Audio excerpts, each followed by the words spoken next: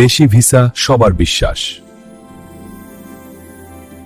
Hello বন্ধুরা, কেমন আছেন? আশা করি নতুন একটি ভিডিওতে আপনারা সকলেই ভালো আছেন। মালয়েশিয়া কলিং ভিসার আপডেট জানার জন্য আপনারা সকলেই আমাদেরকে কমেন্ট করেছিলেন। এখন বর্তমানে মালয়েশিয়া কলিং ভিসার কী পরিস্থিতি এবং মালয়েশিয়া কলিং ভিসার মেডিকেল কি চালু হয়েছে সেই তথ্য নিয়ে আলোচনা করা হবে। বন্ধুরা, আপনারা সকলেই মালয়েশিয়া কলিং ভিসার শেষ আপডেট জানার জন্য আগ্রহী। দীর্ঘ অপেক্ষার পর মালয়েশিয়া কলিং ভিসা প্রক্রিয়া আবারও চালু হওয়ার সম্ভাবনা তৈরি হয়েছে।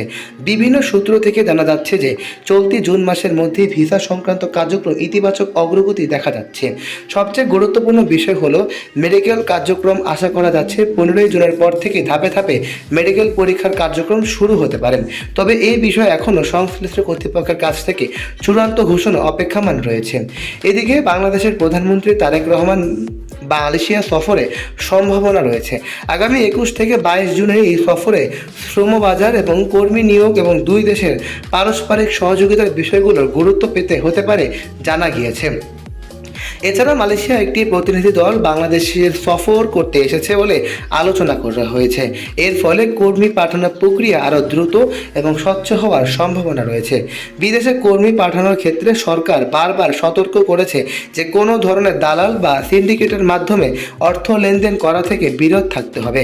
শুধুমাত্র অনুমোদিত এজেন্সির মাধ্যমেই সকল কার্যক্রম করার আদেশ দিয়েছেন মালয়েশিয়ার পক্ষ থেকে। বন্ধুরা, মালয়েশিয়া কলিং ভিসা সাধারণত 5 থেকে 6 ক্যাটাগরিতে সবচেয়ে বেশি লোক নিয়োগ করবে তাদের দেশে, এবং মালয়েশিয়া কলিং ভিসা খুব শীঘ্রই মেডিকেল চালু হতে চলেছে। এতে করে আপনারা আশা করতে পারেন খুব শীঘ্রই মালয়েশিয়াতে কলিং ভিসা যেতে পারবেন।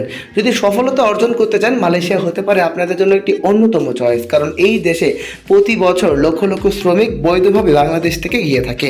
এখনও মালয়েশিয়াতে প্রায় 5.5 লক্ষ বেশিরও শ্রমিকের চাহিদা রয়েছে। সেই চাহিদা পূরণ করার জন্য তারা সর্বোচ্চ চেষ্টা করবে যে বাংলাদেশ থেকে শ্রমিক নিয়োগ করবেন।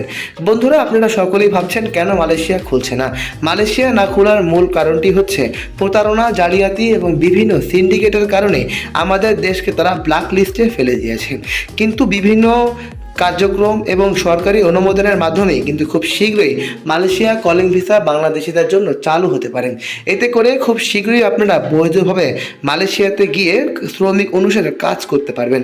মালয়েশিয়ার সর্বশেষ আপডেট এবং তথ্য পাওয়ার জন্য দেশি ভিসা চ্যানেলটি সাবস্ক্রাইব করে রাখুন। আজ এ পর্যন্তই, দেখা হবে নতুন ভিডিওতে। ভালো থাকবেন। আসসালামু আলাইকুম।